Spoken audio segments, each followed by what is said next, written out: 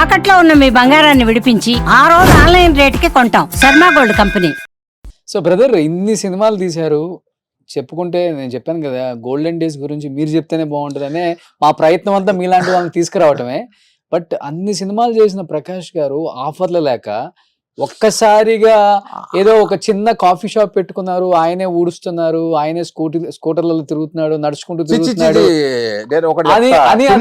చిన్న coffee shop అని అనుకునే వాళ్ళకి 1200 మంది కస్టమర్ అని అనుకునే వాళ్ళకి ఒక ఆన్సర్ చూసే వాళ్ళకి అనిపిస్తుంది. మీరేంటో తెలిసిన వాళ్ళకి కరెక్టే, ఏం చెప్తారు ఈ రోజు? నువ్వు చెప్పిన పాయింట్ కరెక్టే. నా దగ్గర కాఫీ కస్టమర్స్ వస్తారు పౌడర్ కి,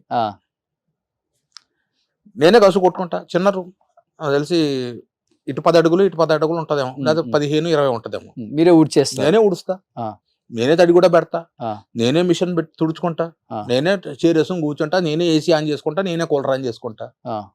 వచ్చేటప్పుడు నేనే షట్టర్ తీస్తా, నేనే షట్టర్ మూసుకొని వస్తా. ఓకే, అడుగుతారు మీరు కాఫీ షాప్ ఏంటి సార్? సినిమాలు నేను జస్ట్ టైం పాస్ కోసం ఓపెన్ చేసిన షాప్ అది. ఎందుకంటే సినిమాలు తగ్గాయి, ఏం చేయాలి నెక్స్ట్? జబర్దస్త్ చేసే తర్వాత 2015 నుండి 2018 దాకా జబర్దస్త్ చేశాను.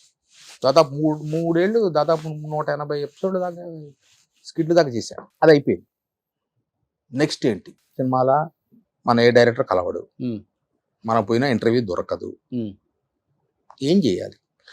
అది మా నాన్న ఒక సామెత అన్నాడు కన్నడలో, కసా నుండి రసా దిగిಬೇಕು అంటే కసువు నుండి రసం పెండాలి, వాడు మొగోడు.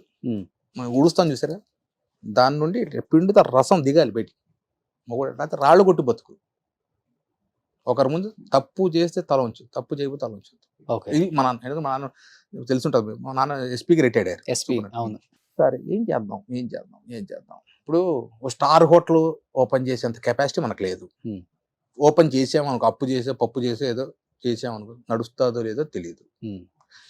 ఈ గుప్పెట్లో ఎంత పడితే అంత పట్టుకోవాలి, ఎక్కువ పట్టుకుంటే జారిపోతుంది. సో నాకు తగ్గట్టు ఏం పెట్టాలి? ఫస్ట్ టిఫిన్ సెంటర్ పెడదాం అనుకున్నా. టిఫిన్ సెంటర్ పెడదాం సినిమాల ఆఫర్లు తగ్గిన తర్వాత వచ్చిన ఆలోచనలు. అంటే నాకు తినడానికి ఉండడానికి ఎటువంటి డోకా లేదు.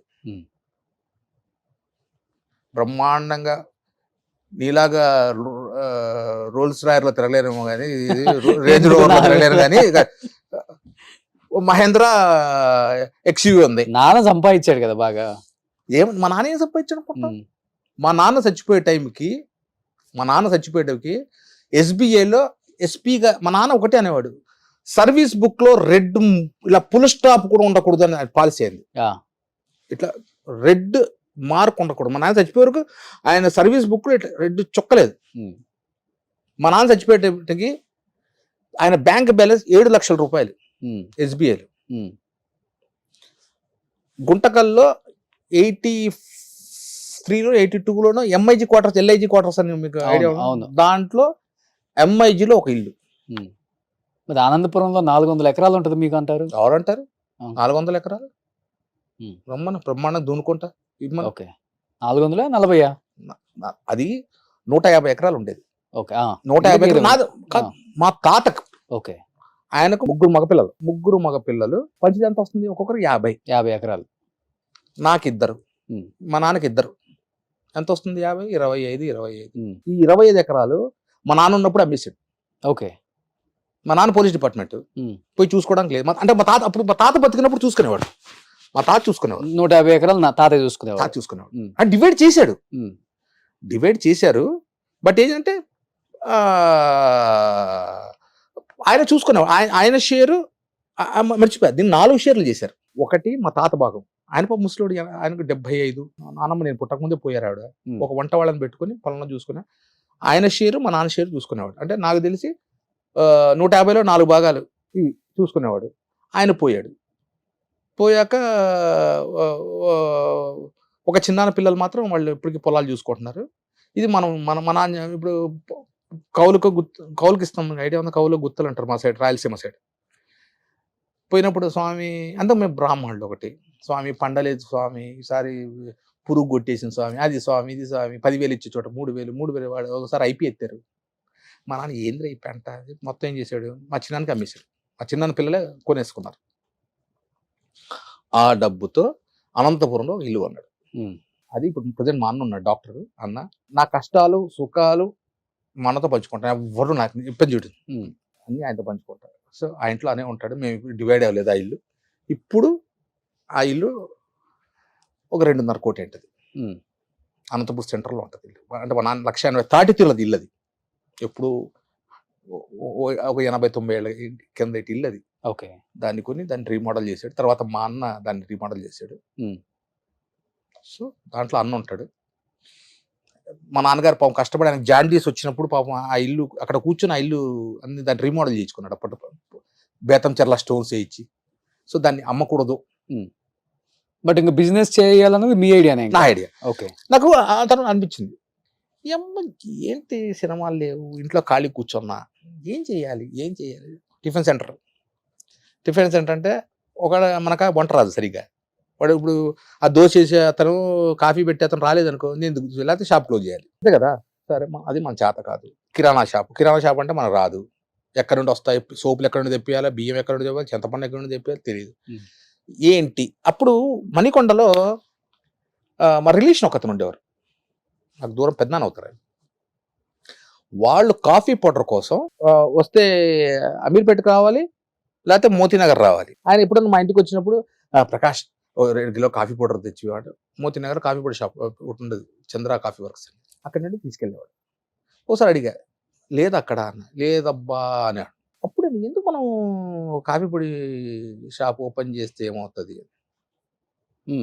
అక్కడ పడింది విత్తనం. 2019 ఏప్రిల్ 11th ఒక 3 నెలలు తిరిగా, ఇటువంటి షాప్ ఏమైనా ఉందా అక్కడ. నాకు తెలిసి మణికొండ 16 కిలోమీటర్ రేడియస్లో అక్కడ షాప్ లేదు.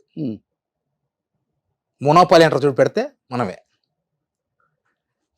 సీడ్స్ ఎక్కడ నుండి వస్తాయి, అసలు ఏంటి కాఫీ పొడి అంటే ఏంటి. మన ఇప్పుడు మా ఇంట్లో 60-40 అని తాగుతాం. 60-40 అంటే ఏంటి, అడిపోయి అన్న 60-40 అనగానే ఇచ్చేవాడు. అసలు 60-40 అంటే 60 ఏంటి 40 ఏంటి. దీనికోసం మా ఫ్రెండ్ అన్నాడు చంద్ర కాఫీ వర్క్స్, ఆయన దగ్గర కూర్చొని ఆయన 4 రోజులు చూసుకొని ఆయన సీట్స్ ఆయన చెప్పాపం ఆయన హెల్ప్ చేశాడు. అప్పుడు మణికొండలో 2019 ఏప్రిల్ 11th షాప్ ఓపెన్ చేశారు.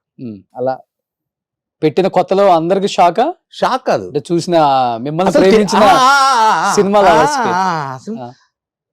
ఎప్పుడన్నా రోడ్లో పోయాడు, ఏంటి ఇక్కడ ఉన్నాడు, సార్ ఏంటి సార్ ఇక్కడ, అంతేనండి కాఫీ షాప్. ఏంటి సార్ కాఫీ ఇప్పుడు మీద, నాదేనండి. సార్ సినిమాలు ఏమండి, టైంపాస్ కోసం పెట్టి. అలా స్టార్ట్ అయింది. ఒకరోజు 50 రూపాయలతో వెళ్ళా, ఓ రోజు ఉత్త చేతులతో వెళ్ళా. కోవిడ్ వరకు నా జోబులో పెట్టుబడి పెట్టేదానికి, అంటే రెంట్ కట్టేవాడిని.